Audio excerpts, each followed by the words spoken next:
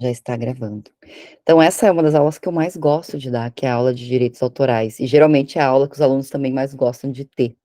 Então eu fiquei assim: "Poxa vida, essa é uma das melhores", mas enfim, não esperamos que ela seja boa também, tipo, online, né. E vai ficar esse barulhinho aí até a gente conseguir que todo mundo entre, certo? Bem, eu gosto de começar essa aula falando um pouquinho dessa situação que foi bastante emblemática no passado, mas que eu percebo pelas pesquisas que o pessoal vem desenvolvendo, que é uma situação ainda que chama muita atenção. Eu não sei se todo mundo já viu essa propaganda, que é a propaganda da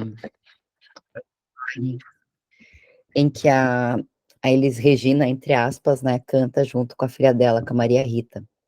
Por que que ela é impactante e tem vários aspectos relacionados, a esse impacto, né. Primeiro, claro, que ela reproduz uma pessoa que não está viva faz bastante tempo, e ela recria algo, não é que ela pega a voz que foi utilizada e coloca numa imagem, não, ela realmente recria a imagem, recria a voz, tudo em relação e faz esse dueto junto com a filha. E tem as outros aspectos que estão relacionados também, como, por exemplo, a questão que tem a ver com, ah, essa música ter sido uma música contra a ditadura e, ao mesmo tempo, a Elis Regina ser, né, contra a ditadura, e ela ser usada hoje, né, numa empresa que, na época, apoiou a ditadura. Então tem alguns outros elementos ainda que estão relacionados com isso. Eu não sei se quiserem, eu vou usando o que a gente tem de elementos aqui, se quiserem comentar ou escrever no chat, se vocês já viram essa propaganda, deixa eu ver se eu consigo fazer um negocinho aqui. Já assisti. Já? Pois me chama a atenção especialmente, deixa eu ver, eu vou conseguir passar aqui, eu vou passar para vocês, porque eu acho que faz muito sentido, quando a gente fala disso, olhar ela, para a gente poder depois pegar os elementos. Só um pouquinho, porque eu tenho que interromper esse daqui, para passar para essa outra.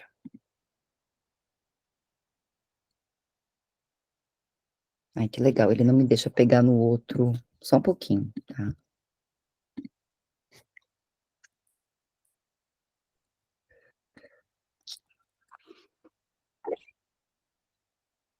Para, coisinha. Gente do céu, às vezes eu acho que agora ele me permite.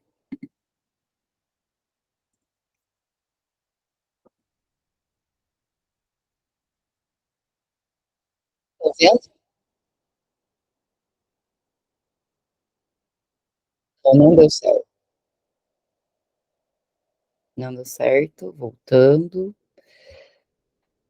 Ah, vocês me desculpem, faz um tempinho que eu não tô dando aula desse jeito, e às vezes as coisinhas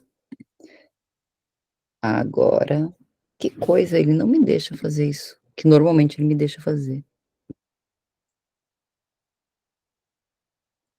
Tá, vamos tentar mais uma vez.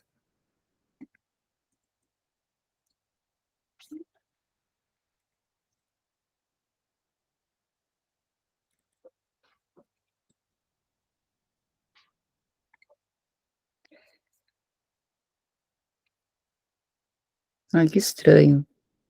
Tipo, em regra, é muito fácil de fazer isso, mas na prática não tá dando certo.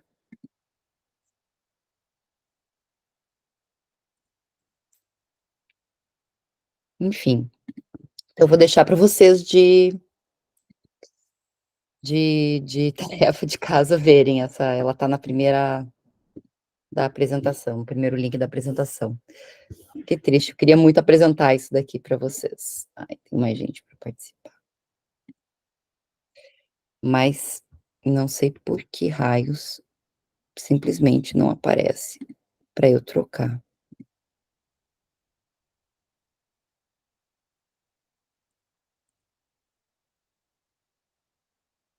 Enfim,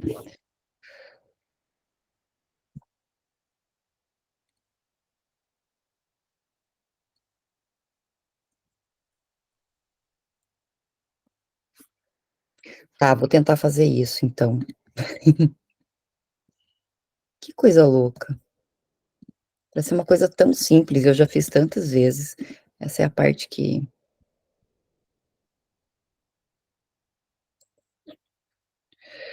cadê o grupo Se a aqui? senhora não se a senhora clicar no link, ele não direciona?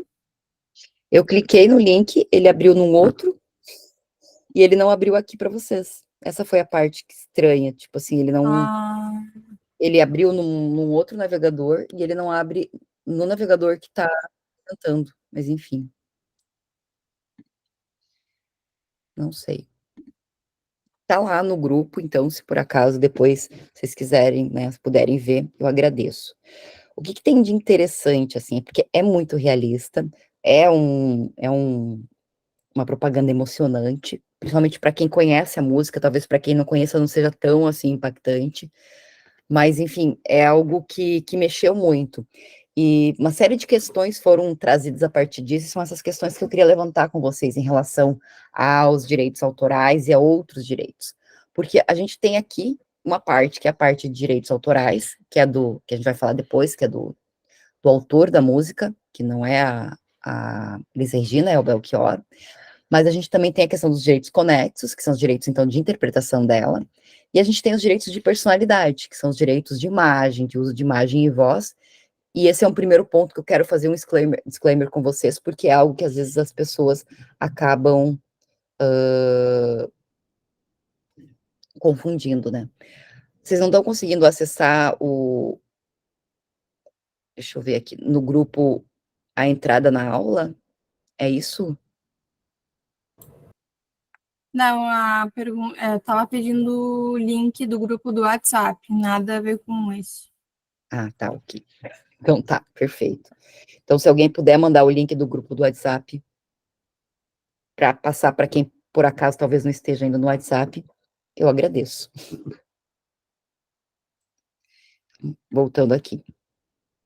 Então, hoje a gente vai passar por algumas coisinhas relacionadas com isso. Eu quero fazer essa diferenciação entre direito de imagem, que eu acho que muitos de vocês já conhecem, mas é bom a gente ter isso claro, e depois, o que que é o direito autoral, né? O que que é protegido pelo direito autoral, o que que não é protegido, direitos autorais e direitos conexos, a questão do registro e dos limites do direito autoral. Então, isso é um pouco do que a gente vai ver hoje. Por que que eu coloco isso aqui antes? Porque em muitas falas, mesmo de quem é da área do direito, se vê essa confusão. Direito de imagem e direito de voz, e agora se fala inclusive na questão do timbre da voz, de uma série de questões relacionadas à personalidade, eles são direitos de personalidade, e eles não se confundem com o direito autoral. Por que que isso é importante? Porque em algumas situações, o que eu estou precisando é proteger o direito à imagem, como, por exemplo, eu vou fazer uma fotografia, além do direito autoral relacionado com a fotografia, eu tenho o direito de imagem da pessoa que está sendo fotografada. E se eu não tiver autorização da pessoa para ser fotografada, de fato, eu não posso divulgar essa fotografia sem autorização dela. Tem as exceções que são relacionadas a você tirar foto de uma grande multidão, indiscriminada, em que você não consiga ver as pessoas, mas isso é bem importante a gente considerar. Quando a gente faz um evento, por exemplo, organiza um evento, é importante que, se a gente vai tirar foto dos palestrantes, tirar foto, de maneira geral, a gente faça uma autorização para o direito de imagem e voz dos palestrantes. Uh, uma série de situações relacionadas ao jornalismo também, todas elas eu preciso ter esse cuidado, que não se confunde com direito autoral. E vocês vão ver muita gente confundindo as duas coisas e achando que o direito de imagem e direito de voz é direito autoral. Então, o direito à imagem, só para a gente, né, ele é um direito personalíssimo, assim como será o direito moral do direito autoral, e por isso tem essas confusões às vezes. Ele é um direito inalienável e imprescritível.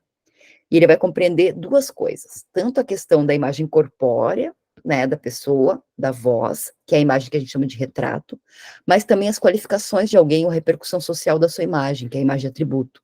E por isso que em algumas situações se discute se efetivamente poderia ter sido veiculada uma notícia que tratava de uma situação de uma pessoa em particular, que ela passou por algum trauma, alguma coisa, e se eu podia ou não associar a imagem dela, ou mesmo colocar o nome dela.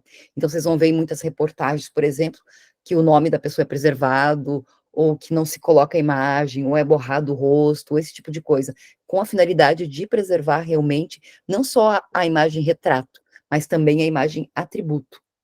E todos têm o direito de escolher permitir o uso da sua imagem e da sua voz. Não tem nenhuma possibilidade de imposição legal. Isso foi uma discussão que a gente teve muito grande na época da pandemia, porque em alguns lugares, alguns professores queriam que os alunos fossem obrigados, né, a colocar a sua imagem ou a sua voz para, por exemplo, ter a presença, esse tipo de coisa. E teve um entendimento, inclusive na universidade, de que ninguém tem a obrigação de. Inclusive um professor, né, que se sentisse inadequado, porque acontece, né, ao gravar a imagem ou voz, ele poderia colocar outros recursos para fazer isso. Então, essa é uma discussão que se levantou bastante também nesse período, e eu achei importante trazer também. E a gente só pode utilizar imagens de terceiros com autorização específica do terceiro, ou se o produtor da imagem ou do vídeo já tiver esse terceiro. E outra coisa importante, eu não sei se vocês veem, e a gente vai ter uma aula específica sobre relacionada a essa parte de cybercrimes, já está inclusive agendada ali para junho, mas algo que é super importante, expor crianças e adolescentes. Você necessariamente precisa da autorização dos pais para expor uma criança ou um adolescente em relação ao seu uso da sua imagem, da sua voz, por exemplo, num perfil do Instagram da escola. Eu fico, às vezes, muito assustada com a facilidade com que as pessoas simplesmente utilizam sem autorização nenhuma a imagem de crianças. Ou uma outra situação que eu vi que também foi muito constrangedora, em que a mãe da criança não autorizou o uso da imagem e, de repente, começaram a não colocar mais a criança nas apresentações, para que ela não aparecesse.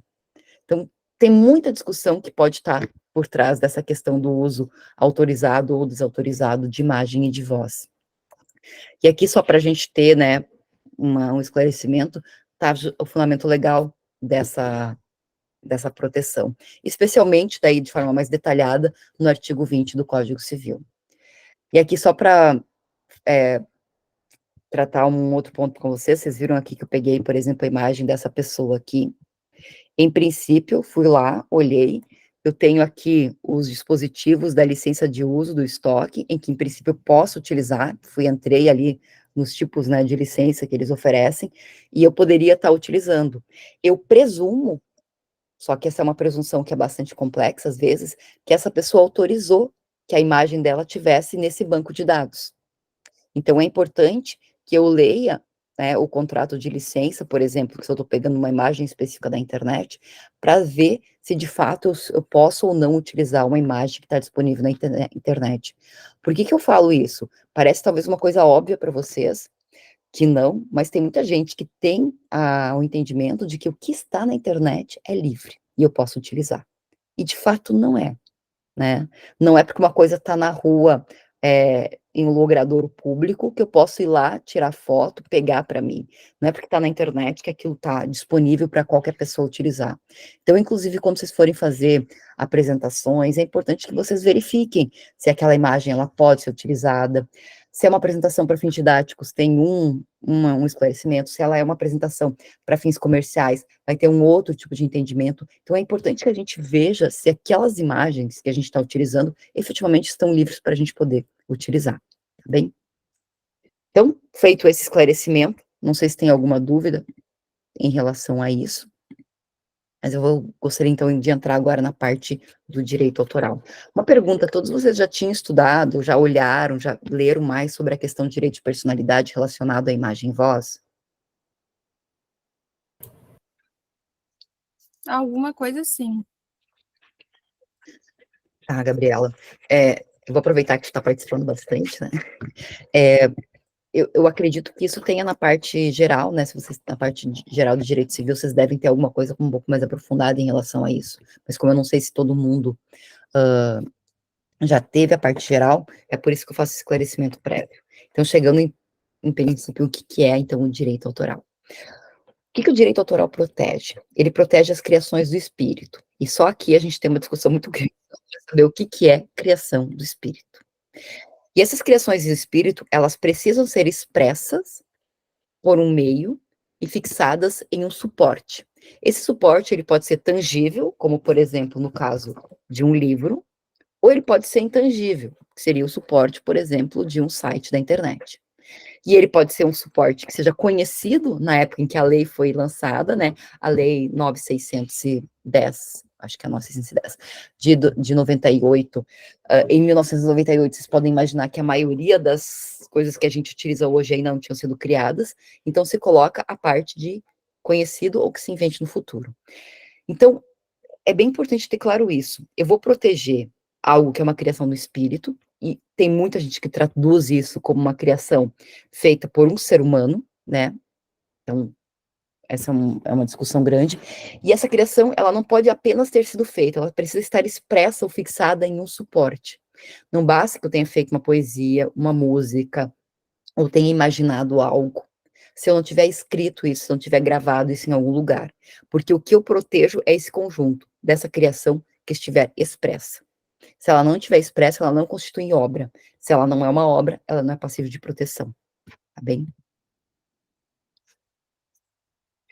Então, eu vou ter, como a gente já viu, criações que vão desde fotografias, poesias, escritos de maneira geral, obras de arte, peças, né, pinturas, inclusive projetos arquitetônicos, partituras, letras, todos eles são criações intelectuais que, se expressos, constituem obra e, portanto, têm proteção.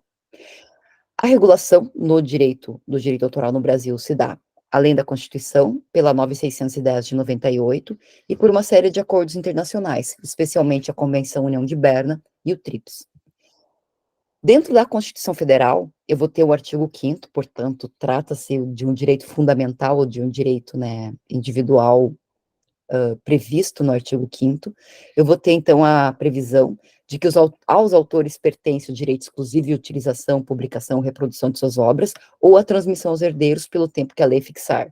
E são assegurados também as participações individuais em obras coletivas e a reprodução da imagem e voz humanas, inclusive nas atividades desportivas, que vão entrar como um direito conexo de direito autoral.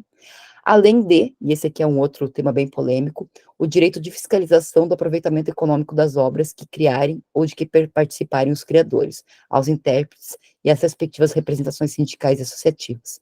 E nesse caso aqui a gente tem uma discussão grande que é relacionada ao ECAD, que hoje é uma associação das associações que representam os artistas e intérpretes e é quem faz a cobrança dos direitos autorais em shows, em casamentos, em hotéis, em todos os lugares em que, de alguma maneira, se utilize algum tipo de obra musical. No caso, o ECAD faz esse tipo de fiscalização. E daí vocês talvez já tenham ouvido falar de situações estranhas, né, como, por exemplo, a necessidade de pagar direitos autorais ao ECAD num casamento. E sim, o ECAD entra com ação se você não pagar os direitos e tocar músicas num casamento. Não sei se vocês sabiam disso. Mas, enfim. Então, aqui está previsto na Constituição esses pontos principais. Da Constituição e também do TRIPS e da Convenção União de Berna, a gente vai derivar a Lei 9610, que ela é estruturada da seguinte forma, e nós vamos passar pela maioria das questões, que é o que são obras protegidas e não protegidas, registro, autoria e registro de obras. Exatamente, Vanessa, para a formatura tem um contrato sobre a utilização de direitos autorais. E se não pagar, sim, o ECAD pode entrar contra e solicitar o pagamento, verdade. Mas uma questão, na questão dos casamentos, teria que ter uma fiscalização muito abrangente e absurda para poder regular e autuar todos eles, não? Gabriela, acredite, eles fazem isso. Nossa. Sim, tem um escritório aqui em Porto Alegre, que é um escritório só do ECAD, que é só responsável por fazer esse tipo de coisa, e sim, eles fazem isso. Eu tive dois colegas que trabalharam, dois amigos que trabalharam nesse escritório, e era isso que eles ficavam fazendo, vendo aonde que estava tendo coisa para eles poderem entrar com ação pelo ECAD. Nossa, impressionante. E daí teve uma decisão que a gente vai comentar, que é a decisão do São Severino, que era sobre uma festa de igreja, sem nenhum fim econômico, e essa é uma discussão que a gente vai fazer também, E essa festa da igreja estava tocando algumas músicas, não cobrava ingresso, não tinha nenhuma finalidade econômica. E o ECAD entrou com uma ação contra essa festa, contra, né, os organizadores da festa, e nessa decisão especificamente o São Severino vai entender que nesse caso específico não seria passível de pagamento. Então ali a gente vai ter uma ampliação da questão da compreensão de quais são os limites aos direitos do autor.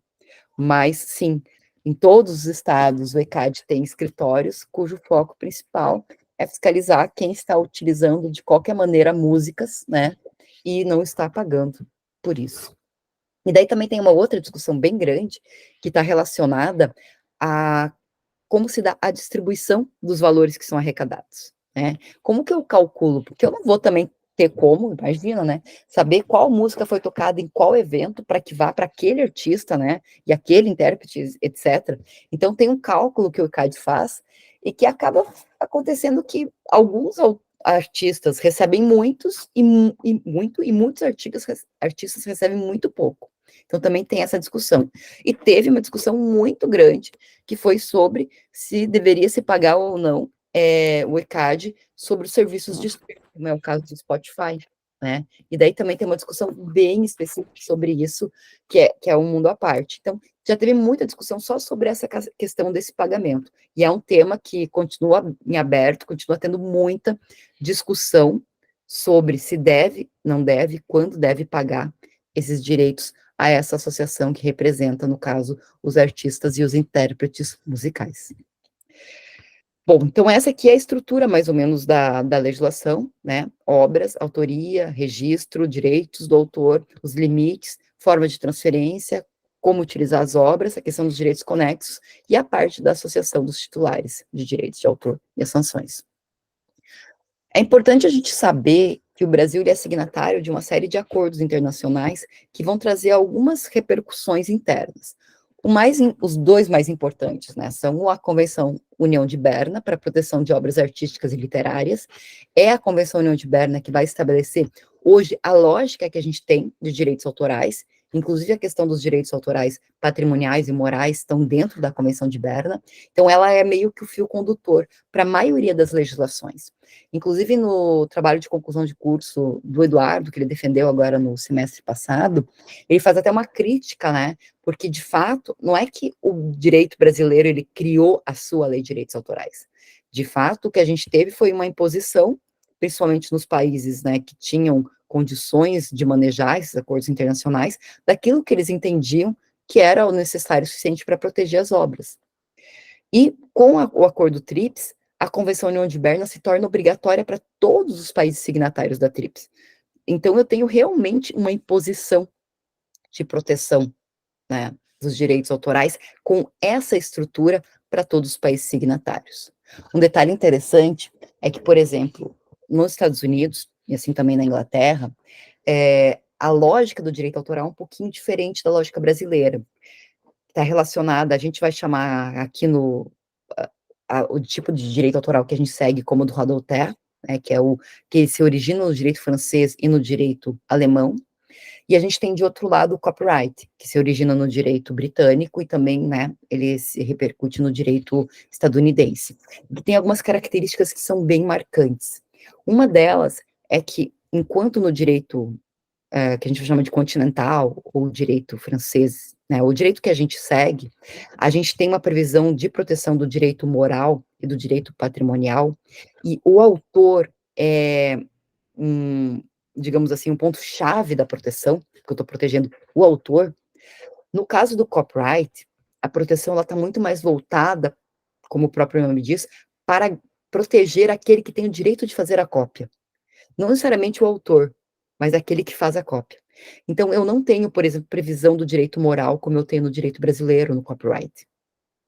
Tanto que eu posso ter, por exemplo, ghostwriters, eu posso ter pessoas que são pagas para escrever para outras pessoas, para essas outras pessoas assinarem aquele livro, por exemplo. Isso é uma profissão que existe nos Estados Unidos. Inclusive, são pessoas que são contratadas por um contrato chamado Work for Hire, em que você é contratado para escrever ou para criar, mas já sabe, né, que, tipo, Não necessariamente os direitos, digamos assim, de nominação serão teus, poderão ser de outra pessoa. Você está escrevendo, mas pode ser outra pessoa que vai ser nominada como autor. Então, essas questões levaram os Estados Unidos, a Inglaterra, há muito tempo a não assinarem a Convenção de Berna. E na negociação do Acordo TRIPS, eles negociaram que essa cláusula, que se eu não me engano é o artigo 6 bis de Berna, não seria obrigatório no Acordo TRIPS. Então, daí eles aderem à Berna, por não ser obrigatório, e aderem ao TRIPS. Então, essa é uma diferença bem importante que a gente tem dentro da questão do copyright e do Rodoterra, que é essa diferença em relação ao que eu estou protegendo de fato. Enquanto no copyright eu protejo a questão de quem tem o direito a fazer a cópia, no da Rodoterra eu vou proteger muito o direito do autor. Além desses dois acordos, eu vou ter a Convenção de Roma, que vai tratar, então, sobre a proteção dos artistas, intérpretes ou executantes e os produtores de fonogramas e também os organismos de radiodifusão, que são todos considerados direitos conexos. Vou ter o Convênio de Fonogramas, que trata especificamente da proteção dos produtores de fonograma.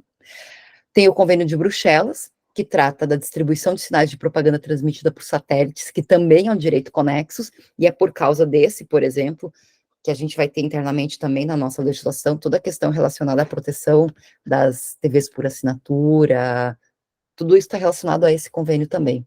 E a gente vai ter um tratado muito importante, que é o Tratado de Marrakech, cujo objetivo é facilitar o acesso das obras publicadas para pessoas cegas, com baixa capacidade visual ou com outras dificuldades para acessar o texto impresso. Então, esse especificamente já está internalizado no Brasil, permite que uma obra seja reproduzida para acesso de pessoas cegas ou de baixa capacidade visual, seja em braille ou em algum outro método, como pode ser também um audiolivro, mas com a finalidade de ter acesso para essas pessoas, especificamente, e que não pague direitos autorais em relação a essas obras, com a finalidade realmente de facilitar o acesso delas. Então, são esses os acordos internacionais que o Brasil é signatário e que acabam influenciando diretamente na nossa lei interna. Bem, isso daqui a gente já comentou. E o que uma criação intelectual, de fato, precisa conter para ser passível de proteção? Qual que é o checklist que a gente tem que considerar, considerando a lei brasileira? E eu vou falar muitas vezes em a lei brasileira, porque é na lei brasileira, por exemplo, que está prevista a obrigatoriedade de que a obra seja criada por uma pessoa física, ou seja, por um ser humano. Então, aqui eu tenho já um divisor em relação à IA, que é um tema que vem também nessa aula, que é um algoritmo, ele poderia ser criador de uma obra? Em princípio, pela lei brasileira, não poderia ser o criador de uma obra. Ele poderia ser utilizado para criar uma obra? Isso é uma outra pergunta, mas o criador em si, ele não seria. Então, o primeiro checkpoint é pessoa física, ser humano. Precisa ser o resultado da criação imputado ao criador, e esse é um desafio grande, tipo assim, se o resultado da criação, né, não puder ser imputado ao criador, eu não vou ter uma obra que seja criada por uma pessoa humana. E daí vem aquele caso já bastante discutido, não sei se vocês já viram, que é de um macaco que tira uma selfie. E daí veio a discussão se aquela obra realmente era do fotógrafo que deixou a máquina lá, e daí por isso o macaco foi e tirou a selfie, ou se isso efetivamente não pode ser imputado a esse fotógrafo, e, portanto, essa obra não tem titularidade dentro do direito. Deve haver uma efetiva criação, portanto, tem que ter uma ação do ser humano para criar. Esse é um outro desafio, né? Se eu não tenho como fazer uma obra em quem eu não. Daí aqui vai entrar muito a questão da teoria do esforço, né? Que eu não tenho um esforço para que essa obra seja criada. Ela precisa ser exteriorizada, não pode ficar só na minha mente, só, né? Eu preciso realmente colocar no suporte físico. Ela não pode ser excluída da proteção legal, ou seja, aquelas obras que não são consideradas. Ela precisa ser nova e original, e a questão da novidade e da originalidade são uma discussão bem grande sobre o que é originalidade. E, além disso, né, ela precisa ser dotada de um contributo mínimo. E esse é um desafio, tipo assim, o que é contributo mínimo, né? Será que eu consigo estabelecer se uma obra realmente merece ou não merece ser protegida? Como no direito brasileiro, a proteção, ela não é constitutiva de direito, Eu não preciso ir na Biblioteca Nacional para submeter a minha obra, para eles analisarem ela, para daí ela ser considerada obra. Eu não preciso isso. Ela é declaratória de direito. Essas questões de ser nova original e contributo mínimo são bastante discutidas. Será que realmente eu preciso que a obra seja de fato considerada por terceiro original para que ela tenha proteção? Ou ela tem proteção por si só? Há uma corrente bem forte, né, na doutrina que entende que a obra tem proteção por si só, e eu não vou discutir o mérito da obra. Mas, por exemplo, se for olhar no direito americano, né, no estadunidense, eu preciso fazer o registro no copyright, no escritório de copyright, e eles analisam a obra. E, por exemplo, uma obra que foi criada por IA, recentemente, foi entendido que ela não poderia ser registrada, porque ela não tinha sido resultado, né, pudesse ser imputada ao criador, não tinha uma efetiva criação do ser humano. Mas eles também fazem a análise se a obra é nova, se ela é original, e se tem algum contributo. Então, essas são algumas outras diferenças. E se a gente vai para o judiciário, é bastante complicado, porque daí eu vou ter que fazer uma perícia, nessa perícia para analisar se eu tenho alguma coisa em relação à obra anterior, se eu tenho cópia ou não, e tem essa discussão de se a obra é ou não é original. Essa é uma grande discussão que a gente tem dentro dos direitos autorais. E esse daqui digamos assim, é o esqueminha que eu vou usar durante a aula para a gente trabalhar. Eu vou ter aqui, de um lado, o autor, que tem a ideia, que por meio do instrumento, cria a obra. Então, vamos dar uma olhadinha quais são as obras que são protegidas dentro da Lei 9.610, né? Eu vou ter os textos de obras literárias, artísticas e científicas, portanto, inclusive, um artigo, né, científico, ele é protegido também como obra de direito autoral, e é por isso, inclusive, que quando eu vou citar um artigo, vou citar um livro, eu preciso fazer a citação corretamente para atribuir ao autor a sua autoria daquela parte que eu estou citando. Conferências, alocuções, sermões, outros tipos de obras da mesma natureza também são protegidos. Obras dramáticas, dramático-musicais, coreográficas e pantomímicas também são. E no caso das coreográficas e pantomímicas, eu preciso ter escrito toda a coreografia para que a obra também seja protegida. Composições musicais, com ou sem letras, são passíveis de proteção. Obras audiovisuais e cinematográficas também. Obras fotográficas, e daí tem uma discussão no STJ se é qualquer obra fotográfica que é passível de proteção ou não. Eles entendem que tem que ter um contributo mínimo ou uma característica para que essa obra seja protegida. E daí eu entro um pouco em conflito com aquilo que eu disse agora há pouco, porque de maneira geral se entende que como ela é declaratória de direito, eu não precisaria isso, mas nas obras fotográficas o STJ tem entendido que eu preciso ter um tipo de contribuição para que ela seja protegida. Por que essa discussão veio? Porque às vezes eu tenho fotografias que são disponibilizadas em jornais e depois as pessoas reproduzem aquela fotografia em vários lugares e às vezes não colocam a fonte, não colocam o autor. E por causa disso, alguns autores de fotografias já entraram com ação, em algumas situações se entendeu que havia digamos, uma originalidade na foto, em outras não. E nessas casos foi entendido que não tinha direitos autorais. É por isso que na fotografia a coisa é um pouquinho mais complicada. Desenho, pintura, gravura, escultura, litografia, arte cinética, todas elas são passíveis de proteção. Ilustrações, cartas geográficas também. Então, quando a gente usa um mapa, uma carta geográfica, nós precisamos colocar qual é a fonte, qual é o autor. Projetos, esboços, obras plásticas concernentes à geografia, engenharia, topografia, arquitetura, paisagismo, cenografia e ciência de maneira geral também. Então, não dá para alguém pegar uma planta de uma casa e reproduzir essa planta dessa casa, porque eu tenho um autor, por exemplo, que é o arquiteto, e ele pode entrar com uma ação por reprodução indevida de uma planta que ele criou. Adaptações, traduções, outras formas de transformação de obras originais, eu também posso proteger. Programa de computador, mas ele vai ter daí uma lei específica, né, para proteção, mas no que não tiver previsto na lei específica, que é a 9.609, por isso que eu faço essa confusão às vezes, é a 9.610 que se aplica. Coletâneas ou compilações, antologias, enciclopédias, dicionários, bases de dados, todos eles também são passíveis de proteção. E no caso de base de dados, isso aqui vai ser útil para a gente na sequência, a gente tem uma discussão se é a base de dados que é protegida, o conteúdo da base de dados que é protegido, ou são os dois que são protegidos. Porque para eu fazer uma base de dados, eu preciso ter uma arquitetura, uma estrutura interna de organização. Mas será que os dados que estão ali dentro também são protegidos e outras pessoas poderiam utilizar? Então, essa é uma discussão também que existe. E daí vem o que a lei estabelece no artigo 8, que não é protegido por direito autoral, tá? Eu não sei, se vocês têm dúvidas aqui, por favor, vocês podem ir colocando, tá? O que não é protegido por direito autoral? Ideias, procedimentos normativos, sistemas, métodos, projetos, conceitos matemáticos, e isso vem bastante, assim, tanto na parte de métodos, quanto a parte de projetos ou conceitos, matemáticos ou não, né? Vem muitas dúvidas se eu posso proteger um método. E, em princípio, no direito brasileiro, eu não posso proteger por direito autoral um método, ou um plano, uma regra, um jogo mental, um ato mental, eu não posso proteger.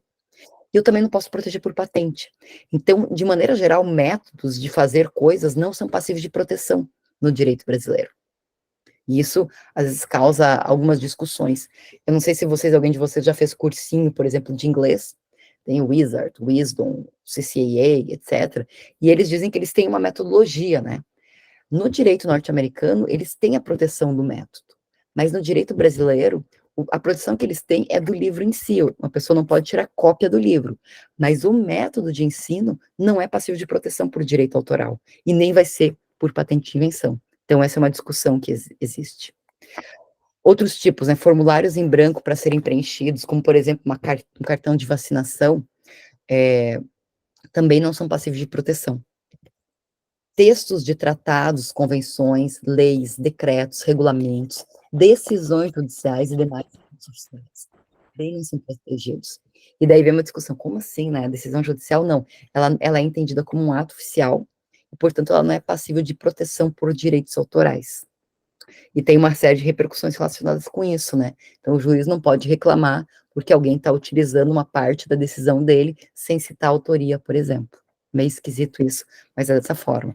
E também tem discussões, por exemplo, sobre se uma petição ela é passível de proteção por direitos autorais. Qual que é a percepção de vocês? Vocês acham que uma petição, né, que vocês criarem, por exemplo, de um tema novo, ela deveria ser protegida por direitos autorais, outras pessoas não poderiam utilizar, ou se utilizarem, teriam que citar a fonte, ou não? O que vocês acham? Oi? É que, em tese, poderia usar essa decisão que foi preferida por um advogado, uma decisão como um precedente, por exemplo. Uma decisão, ok, posso usar como precedente. Mas e será que a petição que o advogado criou, sabe aquela coisa de criar a tese jurídica? Sim, a petição inicial ali Pois em é. si. Mas geralmente o que se faz é que todos os advogados têm um modelo padrão, né? Eles vão copiando e colando um modelo padrão de petição inicial. Uhum. E então eu não vejo como isso seria possível no sentido de regulamentar, não fazer. Pois é. Então, alguns advogados já entraram com ações judiciais, porque outros advogados entraram, né, acessaram o processo, copiaram e colaram, literalmente, toda a petição de alguém. Tem decisões dizendo que sim, não poderia ter sido feita essa copia e cola, porque realmente eles copiaram e colaram. E tem decisões entendendo que não, tá tudo bem, porque seria um ato oficial e, portanto, poderia ser copiado. Então, essa é uma discussão interessante que existe. Porque uma coisa é você ter, fico imaginando assim, uma ação, né, que é padrão, outra coisa é você criar uma tese totalmente nova, em que você construiu todos os argumentos, tal, né, e isso dá trabalho, demanda trabalho, né, e, enfim, será que isso pertence ou não, né, será que eu tenho que dizer que conforme o advogado tal fez na petição tal, eu também estou usando isso? Então, essa é uma discussão. E outra discussão que entra em relação aos demais atos oficiais, o que é um ato oficial? Será que E daí teve uma discussão bem grande também se aula é um ato oficial e, portanto, não seria passível de direito autoral, uma aula proferida, por exemplo, por um servidor público. Mas eu entendo que não, né? Que isso aqui, de maneira geral, cada aula vai ser dada pelo professor de uma maneira muito específica. E então tem características de conteúdo de direito autoral. E por isso que também eu discuto a questão da petição. Mas enfim, se for considerado, o que for considerado ato oficial, em princípio não teria proteção. Assim como leis, decretos e regulamentos de maneira geral. Informações de uso comum também não tem direito autoral sobre elas, como calendário, legendas, agendas, nomes e títulos isolados, e o aproveitamento industrial ou comercial das ideias contidas nas obras. Imagina, e gente, eu já vi isso acontecer, que uma pessoa, ela pega, ao invés de depositar a patente no NPI, ela escreve um livro sobre aquela ideia dela. Ah, o direito autoral, né, no sentido de citar a fonte, é dela, mas a ideia, digamos assim, que poderia ser algo novo, com atividade inventiva e aplicação industrial contida ali, outros terceiros poderiam utilizar. O aproveitamento industrial ou comercial das ideias não é passivo de proteção, só pelas ideias estarem previstas. E daí eu volto naquela questão do método, porque vocês vão ver que isso, se vocês forem trabalhar com direito autoral, ou com a parte de IPI de maneira geral, vocês vão ver que vai vir muita consulta sobre isso. Ai, professora, mas eu escrevi todo o meu método no livro, tá? No livro aqui que eu escrevi, né, o passo a passo. Bom, você escreveu e qualquer pessoa pode seguir esse passo a passo e executar. Ele só não pode copiar o teu livro. Então, essa é a diferença em relação a essa forma de proteção. E além dos direitos, né, do que é protegido e o que não é protegido, eu também tenho a questão dos direitos conexos, só para a gente fazer uma diferenciação. Os direitos autorais são os direitos relacionados à criação daquelas obras que a gente acabou de citar. No caso deles, Regina, quem criou de fato a música como nossos pais é esse cara bigodudo aqui chamado Belchior. Então, ele que criou a música em si, ele é o autor. Já a Elis Regina, ela era a intérprete da música, e ela tem a proteção ao que a gente chama de direitos conexos aos direitos autorais, que vai ser a proteção em relação à interpretação dela, à execução da obra, e eu também vou ter proteções relacionadas à transmissão, à adaptação da obra em si, e também vou ter, além disso, claro, os direitos dos produtores do fonograma ou das empresas de radiodifusão. Inclusive, Fernando, se puder me ajudar a lembrar, recentemente, né, saiu agora a publicação, alunas da cadeira de Direito e Inovação, no semestre no passado, em que foi dada a disciplina, elas fizeram um artigo sobre, eu comentei com vocês rapidamente na aula, mas foi por causa dessa aula que elas fizeram o artigo, isso foi bem legal, sobre a situação da Taylor Swift, né? O que aconteceu? A Taylor Swift, eu já tinha comentado com vocês, tinha gravado desde muito cedo, né, as músicas dela, e no contrato que havia sido firmado, o produtor do fonograma que ficava com os direitos conexos, né, da execução e da interpretação da obra dela. No começo estava tudo muito bem, só que isso foi vendido para uma pessoa que ela tinha uma desavença muito grande. E daí o que ela começou a fazer, pensando no direito norte-americano, também é possível no direito brasileiro, ela passou a regravar cada uma das faixas dela com a Taylor Swift, né, Interpretation, alguma coisa assim, ou seja, com a interpretação dela, que seria a dela, e para que ela pudesse recuperar os direitos de interpretação e de execução da obra dela. Tem um detalhe aqui importante, que ela, além de ser a intérprete, ela também era a autora da obra, a autora da música. Portanto, ficou muito mais simples. Se o autor fosse outro, e se tivesse um outro contrato daquele autor da música, seja da letra, da partitura, com o produtor de fonograma, talvez ela não pudesse fazer isso. Mas como ela era a autora e era a intérprete, agora ela está regravando e ela está conseguindo recuperar, então, os direitos conexos dela.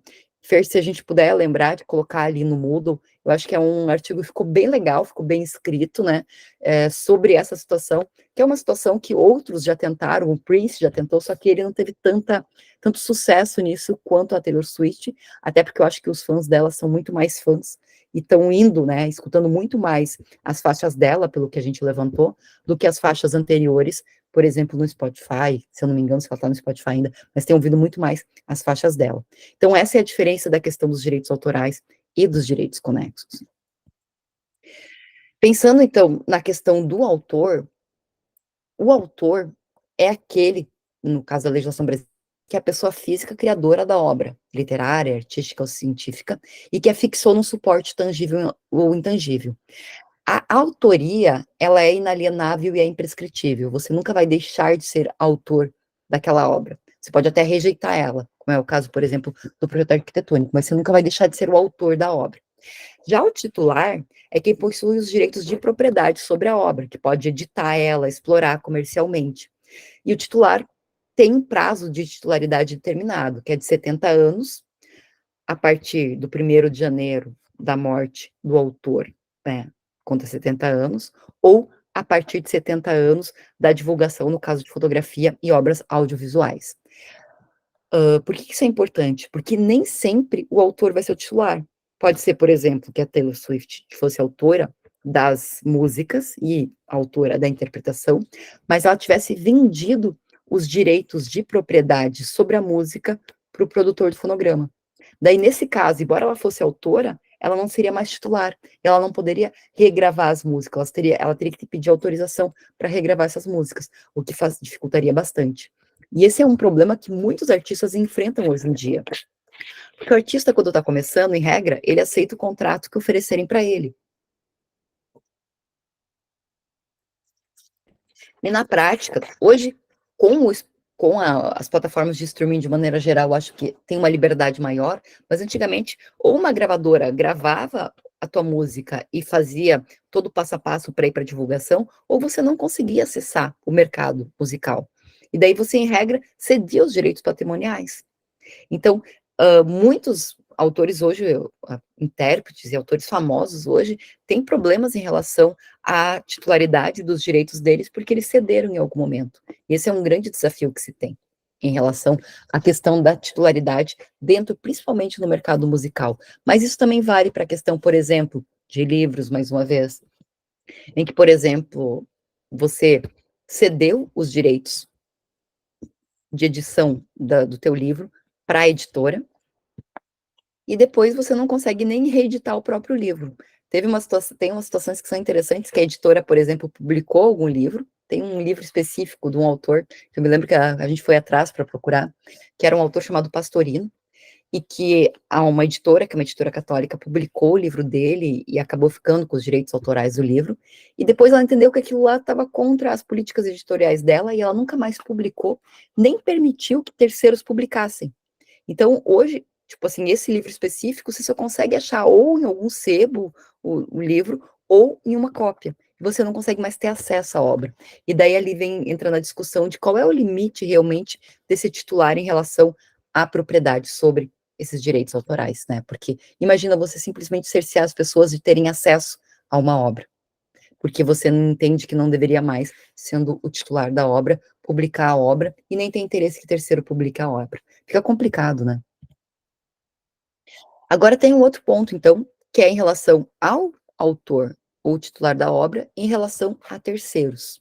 Esse é um ponto que eu queria trazer para vocês, que é importante, porque ele é um direito com duas faces, né? Como eu comentei, tem a parte moral e a parte patrimonial. Tem a parte moral, que está relacionada com a autoria, tem a parte patrimonial, que está relacionada com a titularidade, e que vai também ter tempos diferentes de proteção. O direito moral, ele faz parte, né, do direito de personalidade do autor, e por isso muita gente confunde com a questão do direito de personalidade de imagem e voz, como eu tinha comentado. Mas ele tem um foco específico na 9610, que é o autor, ele pode reivindicar a autoria de uma obra, por exemplo, a tal da obra do Bansky, né, que aparece em vários lugares. Em algum momento, o autor, ele pode ir lá e reivindicar, ó, eu que sou o Bansky, ou esse grupo de pessoas aqui que é o Bansky, e que nós somos, então, os autores da obra. Ele pode reivindicar, ele pode ter, ele, né, tem o direito de ter o seu nome, ou pseudônimo, ou sinal que ele utiliza relacionado, né, na obra. Então, eu tenho direito, por exemplo, não sei se vocês sabem, mas eu gosto muito de fotografia, não sou nem um pouco profissional, mas eu gosto de foto. Mas se alguém pegar alguma foto das minhas fotos que eu tiro, eu tenho o direito de que aquela foto lá tenha o meu nomezinho, né, relacionado com a fotografia. Então, isso é um direito moral meu, independente de a titularidade da obra ser minha ou não, eu tenho esse direito moral.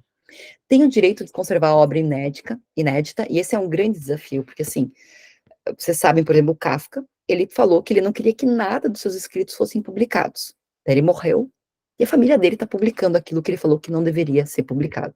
Então, em princípio, durante a vida dele, ele tem o direito de conservar a obra inédita, mas depois os seus herdeiros, né, os herdeiros da parte patrimonial da obra, podem decidir de forma diversa. Isso é um grande problema. Tem o direito de assegurar a integridade da obra, e isso é importante. Eu, por exemplo, se eu mandar um livro para uma editora, a editora não pode simplesmente falar assim, não, esse livro está muito grande, não vai vender, eu vou tirar um capítulo. Sem minha autorização, ela não pode fazer isso. Né? Tem o direito de modificar a obra antes ou depois, né, da utilização, ou antes ou depois da sua divulgação, da sua publicação, eu tenho o direito de modificar. Imagina, por exemplo, eu tinha um entendimento sobre uma área do direito, eu publiquei, e eu modifico esse entendimento. Eu tenho o direito de fazer essa modificação. Claro que eu vou ter que arcar com os custos relacionados com isso, mas eu tenho o direito de fazer isso. E eu também tenho o direito de retirar de circulação uma obra ou suspender qualquer forma de utilização já autorizada quando a circulação ou utilização implicar em afronta à minha reputação ou imagem, por exemplo. E tem um exemplo engraçado disso daqui, que é uma música do Roberto Carlos. Ele tem uma música chamada E Que Tudo Mais Vai para o Inferno. E depois que ele se tornou evangélico, ele não permitiu mais, não autorizou mais novas interpretações, ou seja, que outras pessoas gravassem essa obra, porque ele entendia que isso feria a reputação dele, né, por causa do conteúdo da música. Então, eu tenho várias questões relacionadas com o direito moral. Em relação ao direito patrimonial, então, que é a parte da propriedade, e que finaliza 70 anos após a morte da criatura, ou 70 anos após a divulgação, é o direito que eu tenho, como titular, de usar, usufruir, dispor e reaver a obra. E esse direito, ele implica numa autorização prévia expressa do titular da obra para reproduzir, parcial ou integralmente, editar a obra, fazer uma nova edição, adaptar ela, fazer um arranjo musical, qualquer outra transformação que eu faça, fazer a tradução para outro idioma, incluir em algum fonograma ou produção audiovisual aquele fonograma. Inclusive, tem uma área dentro do direito autoral que a gente chama de área de clearance, que é uma área em que, por exemplo, eu vou fazer um filme. Para eu poder fazer um filme, seja uma propaganda, o que for, né? Eu tenho que ver quais direitos autorais eu posso estar ferindo para entrar em contato com todos os titulares desses direitos para conseguir autorização para poder fazer a produção audiovisual. E isso geralmente é a parte mais cara da produção de um filme. Não sei se você sabe, mas existe gente especializada e que só trabalha com isso, só com essa parte. E é uma parte bem desafiadora, né? Porque às vezes vocês sabem que, né, o pessoal que cria, fala, Amanda. Oi, prof, boa tarde. Boa Deixa eu tarde. te perguntar, inclusive ontem eu estava discutindo isso com um amigo meu, e aí surgiu uma dúvida muito parecida nesse quesito de direito patrimonial. E aí eu não soube responder esse meu amigo, eu queria até olhar essa situação. Mas quando um artista, né, muito renomado, que ainda após a sua morte continua fazendo muito, muito dinheiro por Spotify ou ainda venda de CD, que seja, para onde que vai para onde vão esses direitos autorais dele, né, já que ele já é falecido? Excelente pergunta, Amanda. É uma parte que parece engraçada, né? Já que o direito ele dura 70 anos após a morte do autor, esses direitos vão para quem for o titular da obra. Se o autor era o titular da obra, se ele não tinha vendido a titularidade para ninguém, vão ser para os herdeiros dele, ou seja, para os filhos e para os netos dele. Agora, se esse autor tinha vendido a titularidade, por exemplo, para uma gravadora, os direitos vão ir para a gravadora. Tem algumas discussões na parte, principalmente na parte artística, na parte, né, por exemplo, que é o caso dos filhos do Portinari, que eles brigam entre eles, porque são muitos herdeiros, e nem todos entram digamos, em consenso sobre, né, o que fazer com a obra. E daí, nesse caso, todos os direitos vão para os filhos e netos, no caso do Portinari. Se fosse, imaginão agora, tipo, o Michael Jackson, vão ser para os filhos do Michael Jackson. Vai para eles durante esses 70 anos. Então, Entendi. Faz sentido, né? Sim, sim. E aí, no caso, essa questão que você falou das gravadoras, Como funciona isso? Seria uma coisa deixada, pré-acordada, antes do cantor ou da banda, né, se desfazer ou do cantor falecer? Como é que funciona? Normalmente, quando eu vou gravar, por exemplo, uma música com uma gravadora, eu faço um contrato. Esse contrato vai estabelecer como é que vai se dar essa relação. Pode ser um contrato em que eu faça a gravação, eu ceda os meus direitos, né, patrimoniais para a gravadora, e em troca ela me pague um valor fixo, um valor mensal durante um período, ou um valor em relação à venda que ela tenha sobre isso. Então, eu tenho um contrato prévio. E esse contrato é o que vai valer, inclusive, depois da morte do autor. Então, em regra, quando eu vou fazer uma gravação, né, com uma gravadora em um estúdio, eu vou ter um contrato prévio relacionado com isso. E é aí que fica fixado. Se não tem contrato, em regra, não se presume que o direito patrimonial foi passado para a gravadora, não se presume. A gente até vai ver isso. No direito autoral, não há uma presunção digamos assim, em desfavor do autor. A presunção sempre é em favor do autor. Mas, em regra, eu vou ter um contrato prévio com todas as gravadoras, ou, né? E como hoje em dia a gente tem tido menos essa questão das gravadoras, das produtoras de fonograma, e mais o autor gravando em um estúdio, ele pagando as horas do estúdio para ele depois ter todos os direitos, nesse caso, provavelmente vai ficar com os próprios filhos e netos, porque daí a titularidade não saiu dele, não foi para um terceiro. Boa pergunta, Amanda, obrigada. Eu que agradeço pela explicação. Imagina. Enfim, então eu tenho todas essas situações que estão relacionadas aos direitos patrimoniais. Então, além disso, a distribuição, né, e a distribuição mediante inclusão em base de dados. E essa é uma discussão que a gente vai fazer um pouquinho mais adiante. Em regra, qual que é o requisito para proteger? Originalidade. Mas, como eu disse para vocês, a proteção ela não é constitutiva de direito. Eu não tenho alguém que analisa para ver se vai conceder o direito autoral. Eu só tenho uma constituição, até porque o registro ele é optativo, né? Mas, enfim. Agora, eu queria trazer esse ponto aqui, que é a questão relacionada a um instrumento que eu utilizo, né? Eu tenho o autor, eu tenho a obra, qual é o instrumento que eu utilizo para construir essa obra? Antigamente, né, bem antigamente, os retratos eram todos feitos à mão, com pincel mesmo. Quando chegou a máquina fotográfica, gente, foi uma revolução. Eu não estava viva, nem vocês, mas é o que contam, né?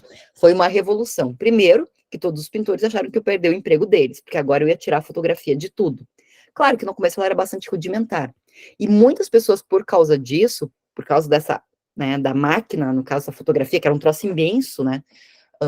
Tirar a foto, começaram a entender que aquilo que era tirado não era uma obra, não tinha direito autoral implicado naquela obra. E posteriormente, bem posteriormente, é que se acabou entendendo que fotografia também era uma obra e, portanto, passível de proteção por direito autoral.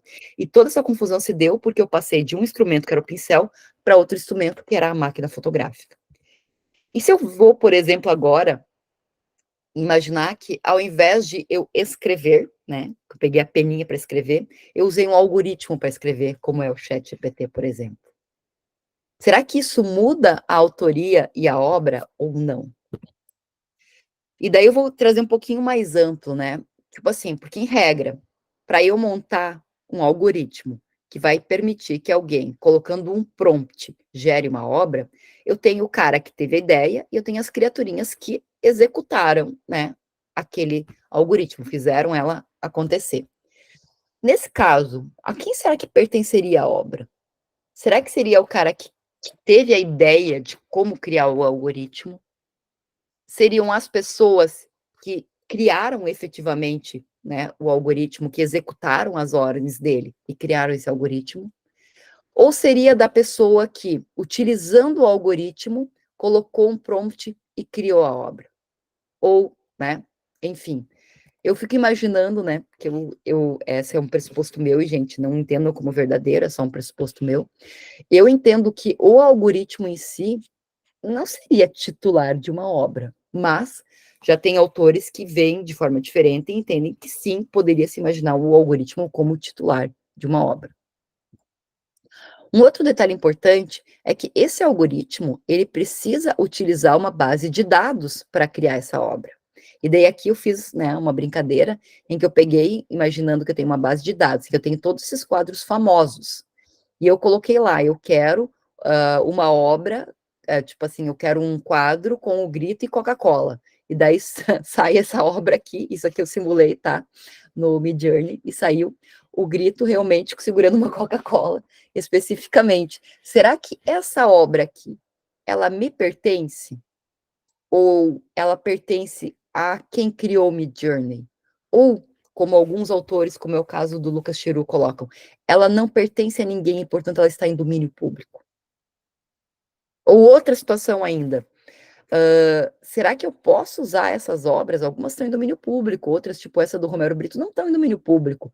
Será que eu posso usar essas obras para criar sem autorização dos titulares dessas obras? Essa é a grande discussão que a gente tem no momento sobre a questão de IA criando obras. Aqui eu utilizei especificamente relacionado à pintura, mas isso poderia ser em relação a textos, pode ser em relação a vídeos, a gente tem o Sora agora que cria vídeos, né? Então, isso pode ser em relação a muitas coisas. E eu queria que vocês gravassem muito esses elementos, que é o elemento em que eu tenho o criador, que antigamente era um criador que utilizava um instrumento e criava uma obra, mas agora esse criador, ele utiliza um instrumento que foi criado por uma outra pessoa, e que esse instrumento, ele utiliza obras de outras pessoas para criar a obra. Como é que eu fico nessa conjunção? Eu queria trazer essa questão para vocês também, certo? Esse aqui, eu fui até brincar, né, com o ChatGPT, porque a gente gosta de brincar com essas coisas, né? Quem é o autor da obra? Daí o ChatGPT, ele dá umas respostas interessantes, né? Que ele fala que a questão da autoria, né, é um tema complexo, a resposta pode variar dependendo da legislação de cada país, e até o momento, no conhecimento dele, a maioria das legislações de direitos autorais considera que a autoria de uma obra pertence ao criador humano da inteligência artificial, concordando, no caso, o ChatGPT com o direito brasileiro, não a própria inteligência artificial. Isso significa que o desenvolvedor, equipe ou empresa responsável pela criação da IA seria o detentor dos direitos autorais da obra gerada pela inteligência artificial, ou seja, aqui ele já se contradiz. No entanto, à medida que a tecnologia avança, essa questão pode mudar. Alguns especialistas argumentam que, à medida que a IA se torna mais autônoma e criativa, pode haver um caso para a concessão de direitos autorais à própria IA. Nesse cenário, poderia ser necessário desenvolver novas leis e regulamentos para lidar com a autoria de obras criadas por inteligência artificial. Essa é a resposta do ChatGPT. Enfim. E daí é engraçado que você faz a mesma pergunta e vem respostas diferentes. E aqui eu fui fazer uma brincadeira, esse aqui é o Midjourney, em que eu pedi, né, para colocar flores na frente de uma casa com o lago, e ele faz o que ele quer, né. Aqui sim ficou um pouquinho mais próximo do que eu queria, que era flores na frente da casa com o lago, mas apareceram alguns cavalos, aí, com um cavalo branco. Então aqui, será que esse quadro aqui é um quadro que me pertence, porque eu criei ele? Porque eu coloquei esse prompt aqui embaixo? Quando eu falo de prompt é isso, tá? É o comando que eu coloquei aqui embaixo do que eu queria que aparecesse. Ou será que isso daqui pertence a quem criou esse algoritmo? Ou pertence a uma obra derivada de todas as obras que foram utilizadas? Essa é a discussão que está por trás disso tudo. Além desse ponto, eu sei que, por isso que eu queria que a aula fosse presencial, e na próxima a gente pode conversar um pouco mais sobre isso, inclusive se quiserem, porque eu acho que vocês ao vivo interagem mais do que online, né? Mas essa é uma grande discussão. E além disso, quais são os limites, né, de quem utiliza a obra? Será que eu, criador da obra, realmente tenho todos esses direitos, ou eu tenho algum tipo de limite? Alguns limites que foram colocados pela própria lei. Primeiro é a questão territorial. Diferente de marcas, gente, tá? A proteção de direito autoral, ela não é restrita a um país. Em princípio, para todos que aderiram todos os países que aderiram à Convenção de Berna, ela pertence a todos que estão na área. Além disso, ai, gente, eu tô vendo que algumas pessoas já estão saindo. Deixa eu só gerar, eu não sei se eu consigo gerar. Alguém. Eu queria gerar uma lista aqui, mas eu não tô conseguindo. Enfim, eu queria ver com todas as pessoas que estão para poder anotar as presenças. Fernanda, tu tem como Eu vou ver isso, Michael, tá? Eu vou verificar isso. Fernanda ou Vanessa, vocês têm como anotar as pessoas que estão presentes para a gente poder depois dar as presenças? Eu agradeço. Se a Fernanda ou a Vanessa puderem fazer isso. Eu vou anotando aqui. Tá, brigadão, Vanessa. Porque eu vi que antes tinham 40, agora tá com 35, eu não sei quem saiu. Ah, perfeito. Perfeito, Fernanda. Então, depois vocês só me batam uma lista para eu poder acrescentar. Agradeço a vocês. Bom, em relação à parte territorial, a proteção é diferente, então ela vale para todos os países que fazem parte da Convenção de Berna. Então, todos os países do princípio fariam parte e, portanto, a obra estaria protegida em todos os países. Essa é uma discussão grande, porque, por exemplo, nos Estados Unidos eu tenho que fazer um registro. Então, eu tenho a proteção universal de uma obra brasileira, mas lá eu tenho que fazer o registro. Então, tem algumas discrepâncias em relação a isso. Mas a presunção é de que a proteção é universal.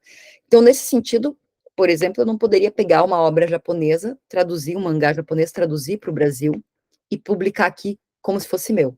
E mesmo se eu traduzisse e falasse que é dele, eu só posso fazer a tradução se eu tiver autorização do autor da obra. Outro limite, então, é o temporal. Para os direitos morais, que é o direito de eu ser o autor da obra, nominado, relacionado com a obra, é imprescritível, não prescreve esse direito. Mas para os patrimoniais, para as obras de maneira geral, literárias, musicais e artísticas, 70 anos a partir do dia 1º de janeiro do falecimento do autor, e para as audiovisuais e fotográficas, 70 anos a partir do 1º de janeiro da divulgação da obra.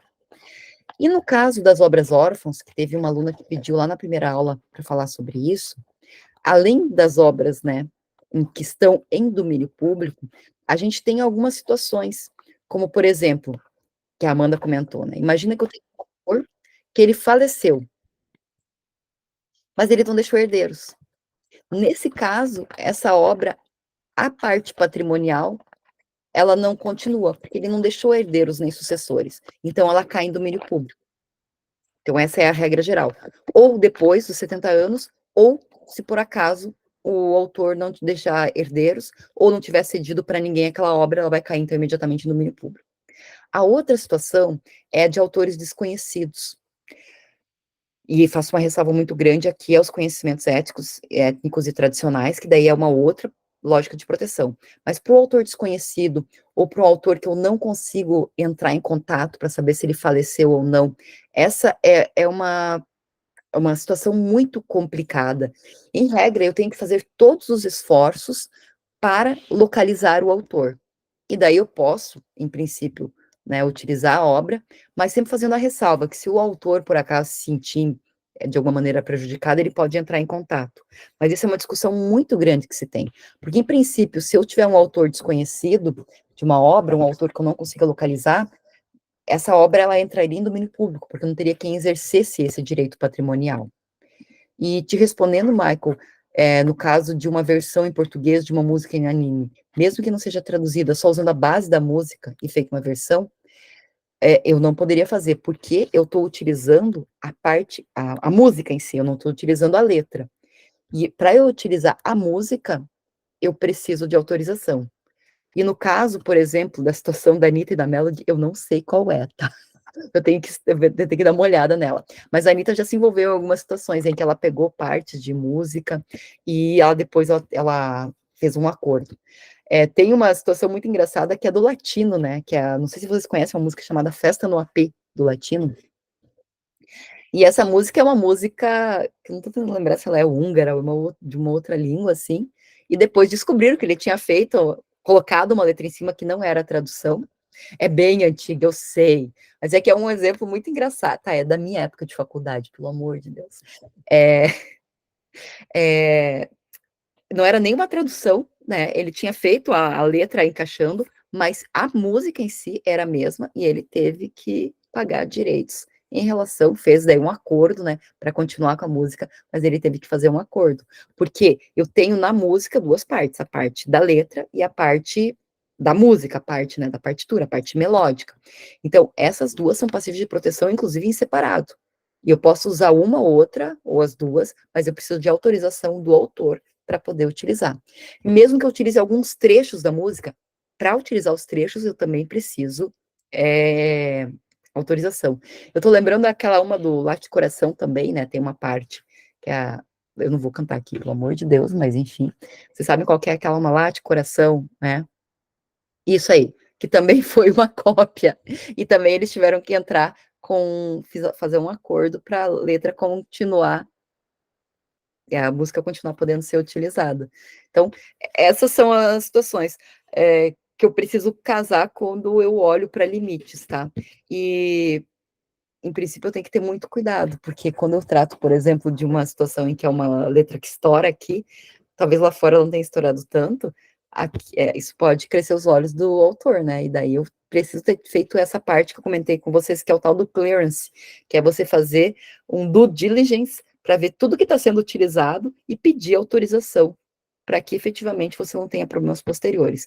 Até porque uma coisa é você fazer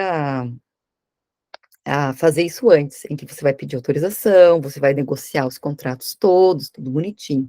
A outra é depois que o negócio foi lançado, daí você vai ter que pagar a indenização. E geralmente a indenização é muito mais cara do que ter feito um contrato prévio. Então, esse é um outro problema. Enfim.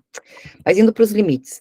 Os limites do direito autoral estão previstos no artigo 46, que trata da reprodução na imprensa diária ou periódica, em diários ou periódicos que eu posso reproduzir, isso eu posso fazer independente do autor, tá?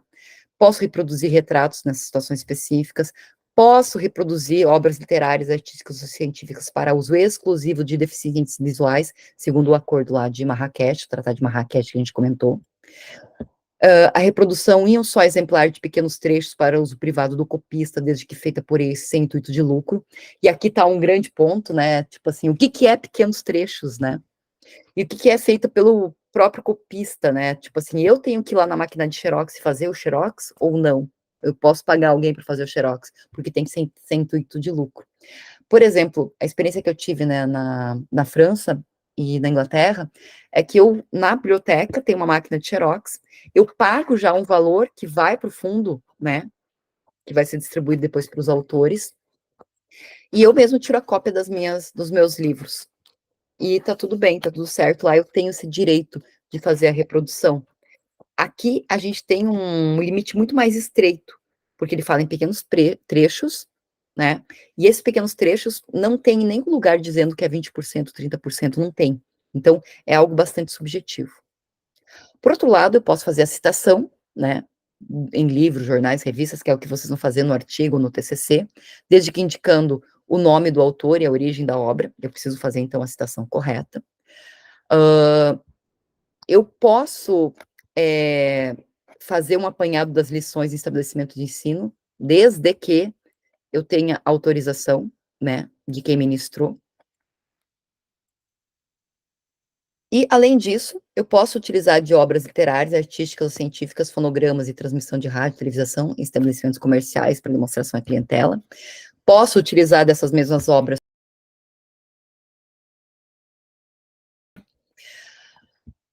Esse aqui é um ponto que é importante. Posso fazer representação teatral ou execução musical quando realizados, por exemplo, para fins didáticos. Mas eu acho interessante, né, que eu tenho representação teatral, execução musical, mas eu não tenho aqui obra cinematográfica, audiovisual, e eu entenderia, né, que poderia estar dentro da mesma lógica, mas não está previsto na lei. E, por fim, aonde a lei, ela incorpora o que a gente vai chamar de regra dos 3 passos, eu posso fazer a reprodução em quaisquer obras, de pequenos trechos de obras, ou, no caso de obras de arte plástica, da obra integral, desde que a reprodução em si não seja o objeto principal da obra, não prejudique a exploração normal da obra reproduzida, nem cause um prejuízo injustificado aos legítimos interesses dos autores. Então, junto com aquela parte dos pequenos trechos, essas duas aqui são o que a gente diria, deixa eu pegar aqui, que a gente chama da regra dos 3 passos, que estão previstas no artigo 9º da Convenção União de Berna. Então, tem que acontecer em casos especiais, não afetar a exploração comercial de obras e não prejudicar injustificadamente os legítimos interesses do autor. Daí, nesses casos, eu posso efetivamente reproduzir as obras. A discussão é se o quanto que é pequeno trecho, né? Quanto que eu não prejudico a exploração normal da obra? Será que eu fazer uma citação, por exemplo, em um vídeo, de um outro vídeo, eu vou prejudicar ou não vou prejudicar? Então, esse é um ponto bastante complicado em relação a esses limites. E além disso, né, nos 47 e 48, diz que são livres as paráfrases e as paródias, e também as obras que estão localizadas em logradouros públicos podem ser representadas livremente, por meio de pinturas, desenhos, fotografias e procedimentos audiovisuais.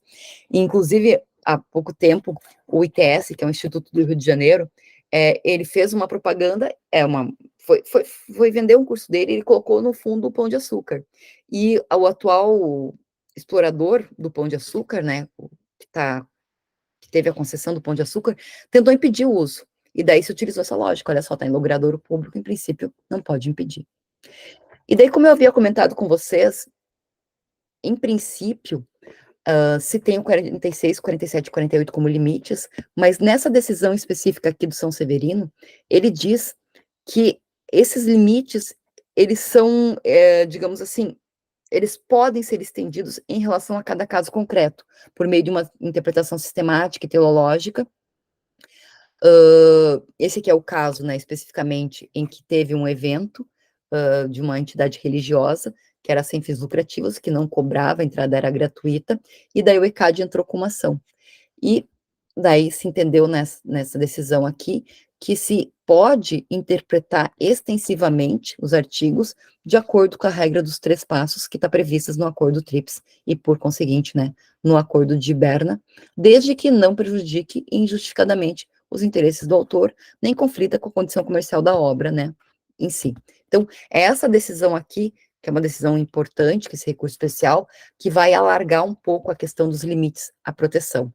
E é uma discussão bem importante de a gente fazer em outros casos, além desse caso, né, que foi comentado.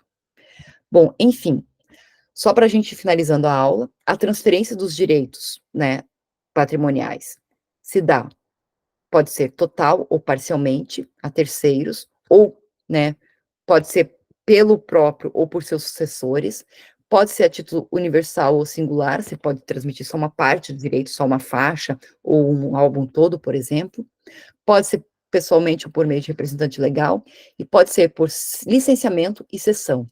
Licenciamento é quando você permite por um tempo, mediante uma retribuição, que aquela pessoa utilize. Já a cessão é realmente a transferência definitiva do direito.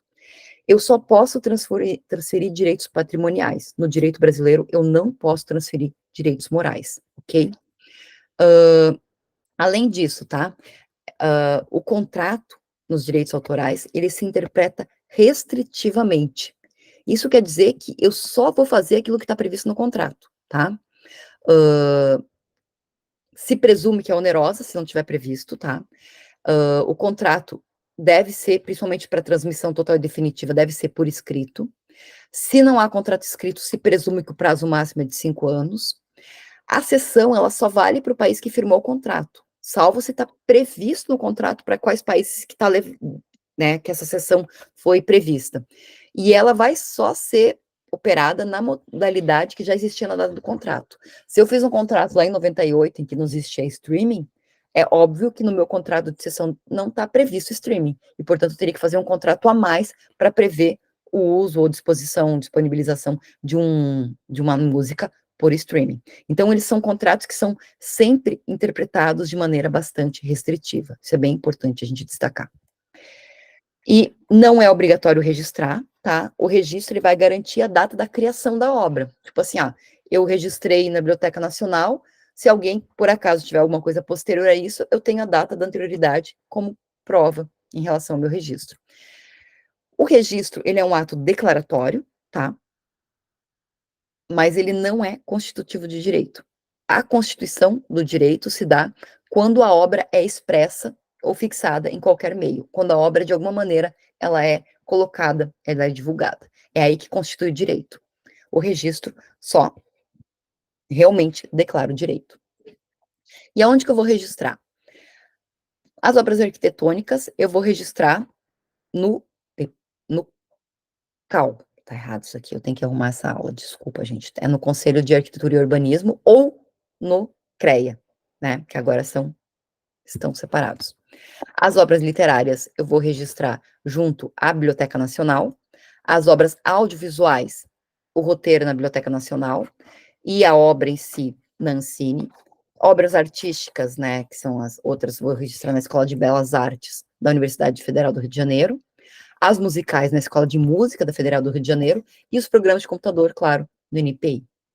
Então, essa parte aqui eu vou deixar para vocês olharem. Eu só quero trazer um pontinho aqui com relação às consequências da violação. Eu tenho tanto ações cíveis quanto criminais. No caso criminal, diferente de todas as outras, se for com intuito de lucro, eu vou ter uma pena, né, de 2 a 4 anos, e a ação, ela é pública, ela não é uma ação penal privada, portanto, é uma ação que o Ministério Público pode conduzir, então ela tem uma vantagem em relação às áreas da propriedade industrial. Mas se for sem intuito de lucro, é 3 meses e é ação penal privada. Na esfera civil, o que eu posso fazer é uma indenização, busca e apreensão, reparação de danos morais, danos materiais, etc. Como eu não tenho um registro constitutivo, eu não vou ter uma desconstituição, uma nulidade, portanto, a discussão sempre vai ser no âmbito da esfera estadual, nunca vai ser na federal sobre esse aspecto. Agora, do ponto de vista da esfera administrativa, eu posso ter, por exemplo, se eu pego um TCC ou uma dissertação, uma tese, que tem violação de direitos autorais, eu posso ter a cassação de diploma, ou se aquilo lá era previsto, né, era obrigatório para aceder àquele cargo, eu posso ter a perda do cargo, quando eu verifico que tem alguma violação de direitos autorais em relação àquilo que foi utilizado para alcançar o cargo. Tá bem, gente? Eu tinha muito mais coisa, sempre tem muito mais coisa, mas eu queria realmente dar um overview para vocês de tudo. Obrigada aí, o pessoal que ficou. Se vocês tiverem dúvidas, fico aqui à disposição de vocês para perguntar, para tirar. Fala, Gabriela. Não, eu ia agradecer, muito obrigada pela aula. Eu que agradeço. Agradeço pela tua participação também, assim como quem participou. A aula online, para mim, eu acho ela muito mais desafiadora para dar conteúdos como esse, assim, que eu, né, demando menos interação dos alunos, mas eu espero que tenha sido útil. Fala, Vanessa. Não, só lembrei agora de uma conversa que nós tivemos, né, antes da aula dos artigos, né, da elaboração, que recentemente eu vi uma revista que ela dizia que eu não poderia colocar imagens que não fossem de minha autoria, né, sem uma espécie de uma autorização assinada pelo autor daquela imagem. Aí você me disse que isso não pode, né? Que se tiver a fonte, se tiver lá a autoria embaixo, tudo certo, né? Sim, porque, tipo assim, se imagina se para qualquer coisa que eu vou fazer, eu ter que achar todas as pessoas que são autoras, e se tornar inviável, e seria, digamos, uma proteção muito grande para o autor, né? Aí entra dentro dos limites. Se eu citar a fonte adequadamente, identificar quem é o autor, qual é a obra, não tem nenhum problema de eu utilizar. Não tem mesmo. Tranquilo. Obrigada por ter lembrado disso. Enfim, depois quero conversar contigo, solto fica no final, tá? Acho que é isso, gente. Se alguém tiver mais alguma pergunta, senão também a gente pode conversar na próxima aula. Eu espero que todo mundo esteja seguro, né? Com essa questão dessa chuva. Para mim foi difícil voltar ontem para casa, então eu fiquei bem preocupada realmente para quem mora um pouco mais longe, a questão de ter acesso. Não gosto de fazer online, porque eu acho que a aula não rende tanto, não é tão interativa, não é tão boa, mas eu acho que era o que a gente podia fazer hoje, considerando a situação. E considerando também que vocês pediram, e que, como eu disse, né, mais de 50% da turma concordou, né, e solicitou que ela fosse feita online, tá certo? Então, acho que é isso, vou parar aqui a gravação.